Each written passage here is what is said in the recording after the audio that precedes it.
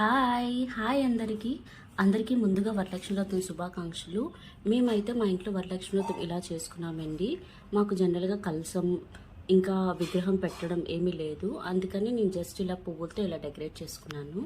నేను వచ్చేసరికి నేనైతే కింద ఇలా పేట పైన అరిటాకు వేసి, అరిటాకు మీద ఇలా బియ్యం వేసి, బియ్యం పైన ఇలా తమలపాకులు పెట్టి, దాంతో ఇలా పువ్వులు పెట్టి అమ్మవారి విగ్రహం ఇలా అదే అమ్మవారిది ఫ్రేమ్ ఇలా పెట్టానండి, అమ్మవారి పటం.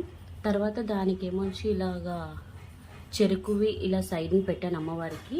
అంతేకాకుండా అమ్మవారికి ఎంత ఇష్టమైన లోటస్ ఫ్లవర్స్ కూడా ఇలా పెట్టానండి అమ్మవారికి. ఇలా నేనైతే ఇలా పువ్వులతో ఇలా అంతా డెకరేట్ చేశాను అమ్మవారిని.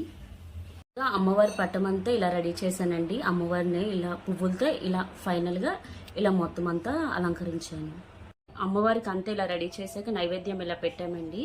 నైవేద్యం పెట్టాక దీపం అంతా వెలిగించాక ఇదిగోండి అమ్మవారిని ఇలా పెట్టాం. తర్వాత చీర, డబ్బులు, గాజులు అంతా పెట్టి ఇదిగోండి ఇలా రెడీ చేసాం మా అమ్మవారిని అయితే ఇలా రెడీ చేసామండి. Thank you so much for watching the video. Bye.